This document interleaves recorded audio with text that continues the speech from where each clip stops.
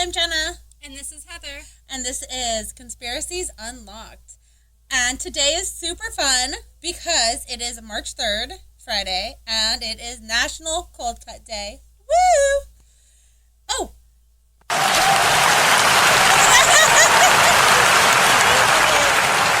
Okay, and I think that the clap has been done. Did you guys all hear that? That means that we got our soundboard working. Finally. Thank you, Dylan. You're amazing. Anyways, so we had a listener that owns a deli that wrote in and told us that it was National Cold Cut Day today. So we had to do something. Yeah, definitely. Something. The listener, I'm not sure if we should say his name, location, but if you can find it, you should definitely go have a sub there today and have a cold cut and get your cold cut fix, and it is on a roll. So the business name is On a Roll. So go find On a Roll and see if that is where they called in from, because I don't know how many on a rolls there are. There could be millions. True. But either way, no matter what, if you're going to an On a Roll, you are supporting small businesses, and that makes us happy.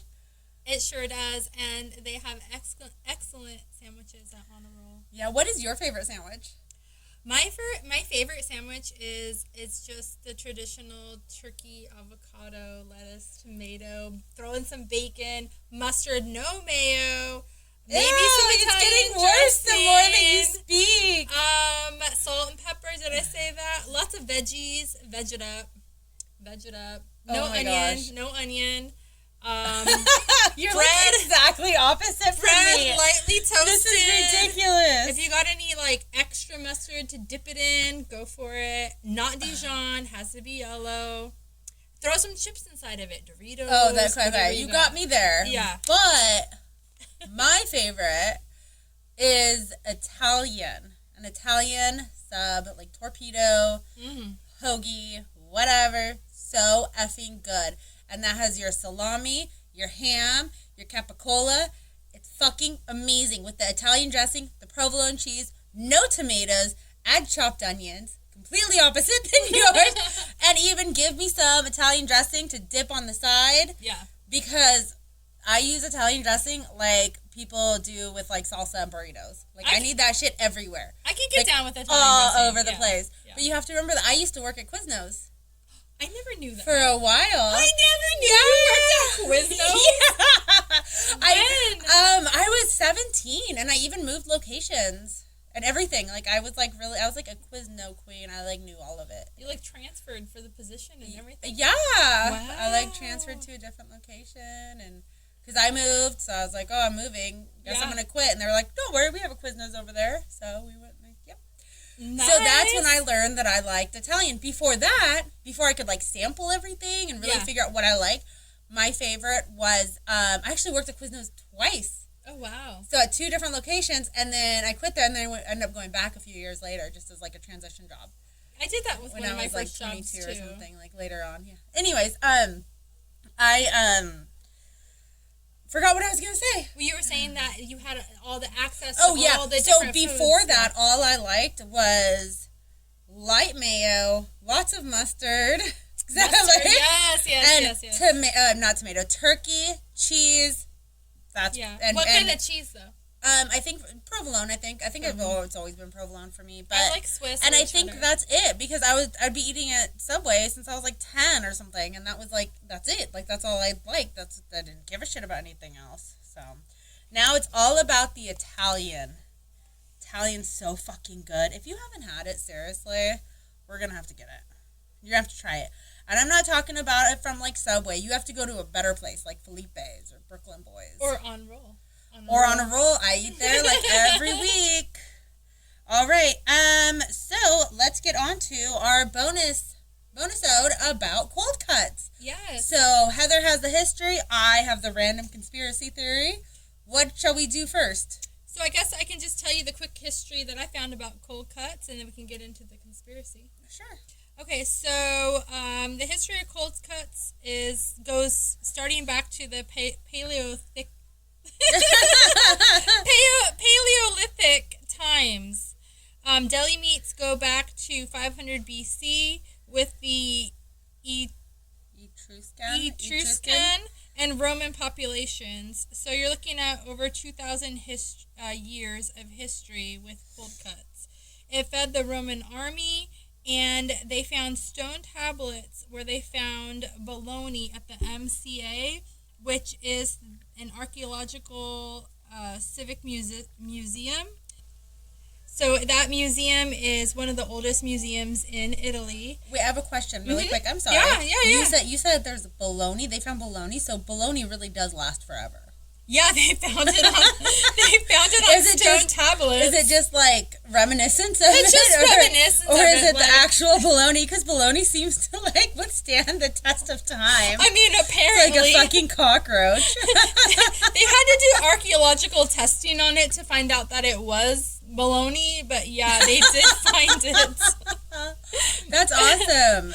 And then also during the Middle Ages, about 10,000 people produced around 280 salamire, I think is how you pronounce that, which is basically cured meat shops. So they had all the way back there. That would be the salami. That's probably supposed to be salami. 280 salamire is probably the word for salami. Well, maybe like the old word. When I looked up this word translated to meat shop or Italian deli, but this is medieval. This is like Middle Ages. So I mean, they didn't have Italian delis, but that would be the most like to put it in our terms. The base of an Italian sandwich always has salami in it. I wonder if there's a correlation there. That's so interesting. Yeah, because that's what they called it. And that's my sandwich. We need to go there.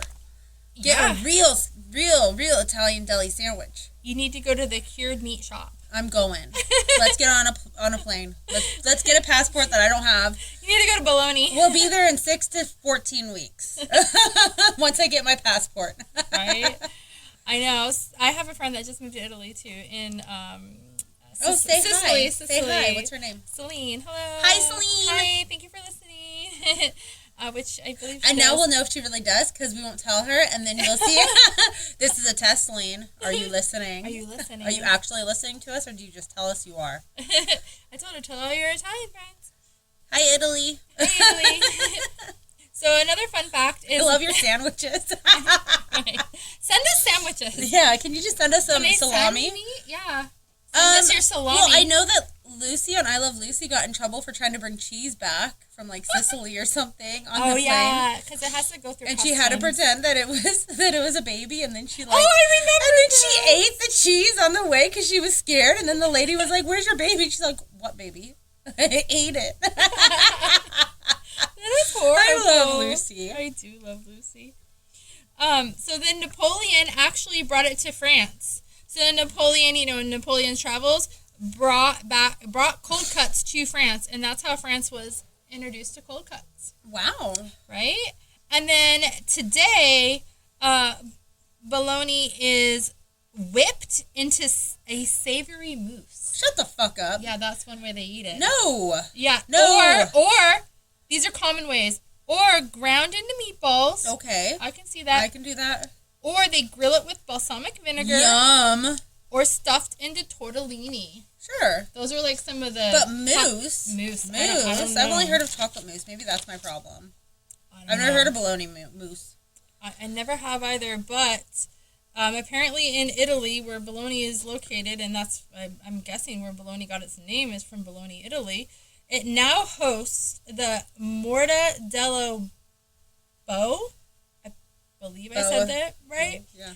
Which is a food festival in its honor. In honor of cold cuts, they have an entire food festival. Shut the fuck up. With food trucks, public tastings, and food competitions of all kinds. Well, that would be why we have a National Cold Cut Day. It's it should really be big International in Italy. Yeah. Cold Cut. I wonder if it's this weekend. Probably. Maybe that's why. It would make sense as to why it is National Cold Cut Day. I guess that makes sense. Yeah. And then a funny fact is la grassa means the fat one. No shit. I would have thought that meant like grass. I thought Let's it go meant mow the la grassa. I was thinking gas, like you're gassy, like you have But to grass, it's grass is the first one. Grassa. I know. So, Oh, or funny. like thank you, gracias, la grassa. But but La Grassa, which means the fat one, because it's high calorie cuisine, and it's a nickname for Bologna, Italy. Oh my gosh! So shout out to all the fat ones. La Grassa. La Grassa. So Bologna is an actual place in Italy. And then that's where I think they get bologna. I keep saying bologna, but yeah, bologna. It's Bologna, but we call it. We're American as fuck, so we're Bologna. Bologna and baseball, damn it. I know. And Italy is definitely on my list, and it's been on my list for a long time, basically because of the cuisine. Like, I love Italian food. Yeah. Like, I eat it weekly. I know, I need to stop. I think that if we go to Italy, though, that their pasta's not so carby and not so bad for you. Like, our food here in America is just all starchy and floury. I think that if we went to Italy and got, like, real Italian food, I bet that we'd, like, lose weight instead of gain it. I think, too, that, like, if we drink wine there, it'll kind of fill us up a little bit, and we probably won't drink as much. Or eat as much. I think we could do that here. I know, but, like, they have, like, it's, like, having the authentic, like, you know, from... Like, it's different. This is, like you said, it's Americanized food. So I just feel like the wine is probably better there, too. Everything, Yeah, I don't know, because we do have the Napa Valley wine area. Yeah. It's just not the same, though. Yeah. Going to Italy and having, like... Fuck yeah. Yeah. No, you're right. I just don't have a passport. We gotta get one. Let's go to Sicily. Celine. We'll be there in 8 to 14 weeks. Or fuck, we'll just go to Rome. Yeah, I want to do that, too. I want to go to Rome. I mean, it did start in the Roman army, so we can start in Rome. Hey, we can do, like, a field trip. Go to Rome and just get some cold cuts. We should have waited, damn it! Wait for what, next year? All right, so now I will do my conspiracy theory, and this one is not so much about cold cuts, but it is going to divert you to wanting to eat cold cuts as opposed to other types of sandwiches, like the Subway's tuna. There's a conspiracy about Subway tuna, that it is not tuna. In fact, there was a whole lawsuit. Somebody decided to DNA test the tuna. Please don't tell me that, because I always get Excuse me. You okay? Yes, I'm fine. You need a drink. Okay, I'll have a drink. I always get the tuna at Subway. I never did because it looked gross. I just like tuna sandwiches, but yeah, I mean... Well, and I'm like allergic to fish, so that kind of puts a damper on shit. So, this is the claim that based on independent lab tests of multiple samples taken from Subway locations in California, the tuna is a mixture of various concoctions that do not constitute tuna, yet have been blended together by defendants to imitate the appearance of tuna. Ew, blended together to imitate the appearance of tuna. That's disgusting. So they're saying that they did that to save money. So that's what the plaintiff is saying. But then Maggie Truax, it's Truax, so Truax is the Subway spokesperson, and she said, these baseless accusations threaten to damage our franchisees, small business owners, who work tirelessly to uphold the high standards that Subway sets for all of its products, including tuna. Given the facts, the lawsuit constitutes a reckless and improper attack on Subway's brand and goodwill, and on the livelihood of its California franchises. Indeed, there is no basis in law or fact for the plaintiff's claim, which are frivolous and are being pursued without adequate investigation. Right after this happened, the plaintiff dropped the lawsuit. Oh, wow. So, there you go. But then, New York Times got a hold of the story.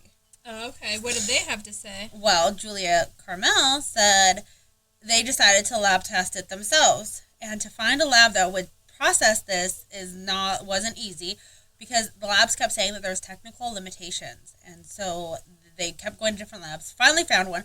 The lab didn't want to be named. Oh, yeah, okay. Which makes sense, but It just looks like they didn't really find anything. But anyway, so they tested it to multiple kinds of tuna, and there was no match. Like, no match to tuna. The sample did not match any sort of tuna that they found, that they tested it against. Yeah. the problem then arose because I guess they had sent them, the New York Times sent them cooked tuna. Oh. And so they were like, oh, well, heat will destroy DNA. Okay. So, of course, I researched that because I'm like, well, what does anybody else say about that? Apparently, DNA, according to the National Library of Medicine, DNA is destroyed at 1,000 Celsius, which is 1,832 degrees Fahrenheit. And then, when I went to the FDA to see how long tuna should be cooked for, it's at 150 degrees. And our standard ovens can only go to about 500 degrees. Yeah, so it would have never gotten up to 1,832 degrees. So the DNA should have been intact. Or some of it. Yeah. Some of it. Yes, and according to Subway, they use skipjack and yellowfin. So you would assume that they tested for skipjack and yellowfin. Okay, that makes sense, yeah. Yeah. So, then, Inside Edition got 3 samples from various Washington Subways and tested it in Florida. And they actually said their name and everything, and they said that those came back with the fish in them. So, it's up to you what you want to take from it. So, who are we supposed to I don't believe? know. But that's why it's National Cold Cut Day, so skip the tuna today, guys. Go get some cold cuts. Turkey, ham, salami, bologna. Anything. Capicola, anything but that tuna, right? Stay away from tuna. For now, until you figure it out for yourself. So that is our Bonasode episode all about cold cuts. Happy National Cold Cut Day and enjoy your sub sandwich, hoagie. What are the deli subs? What else do they call it? Torpedo, hoagie. There's another one. Oh my gosh. It's a Jersey style. There's hoagie and then something else that people call it. I don't know. I know like a wrap. Like a turkey wrap. Okay. California over here. Come for the lettuce wraps and the turkey wraps. I don't know which one has bread. No. I love bread though. Okay, well that's our show, so don't forget to go to On a Roll for all your cold cut needs, and like, share, subscribe, and follow us on Instagram and Facebook, and listen to us where you listen to all your favorite podcasts. Bye. Thank you. Bye.